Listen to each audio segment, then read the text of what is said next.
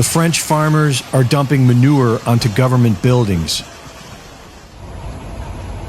and onto the roads. They are turning freeways into fields and setting them on fire. They are blocking the motorways, and they are dumping and destroying foreign imported foods. They are sending a message out to the people that government-decreed starvation is coming. And it's not just the French. It's happening in Germany, Greece, Spain, Belgium, Italy, and Ireland, and it looks like it's just getting started. This is, of course, in response to the European Union's green agenda.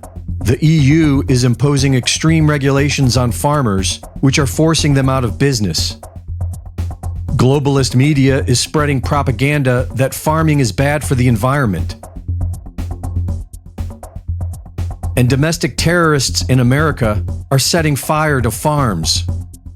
This is all being blamed on the lie that humans are responsible for climate change. And so the solution for Western governments seems to be to depopulate, or rather, murder its own people. History tells us that the climate does radically change.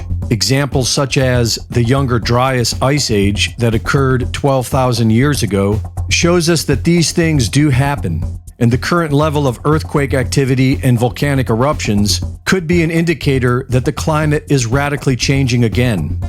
In the late 1940s, Major Maynard White, commander of Project Nanook, discovered that the Earth experiences routine magnetic pole flips that occur in the span of just one day.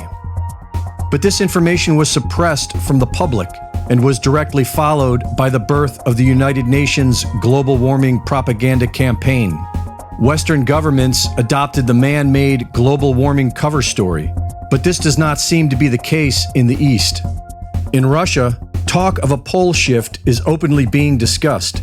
Russian scientists have been tracking the wandering magnetic north, which has been exponentially moving towards Siberia for decades.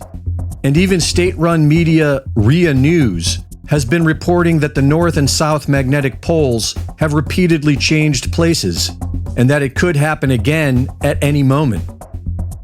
Russian media has even cited the work of the sleeping American prophet Edgar Cayce, who predicted a sudden climate change that would lead to the death of cities and cause the European Arctic to thaw.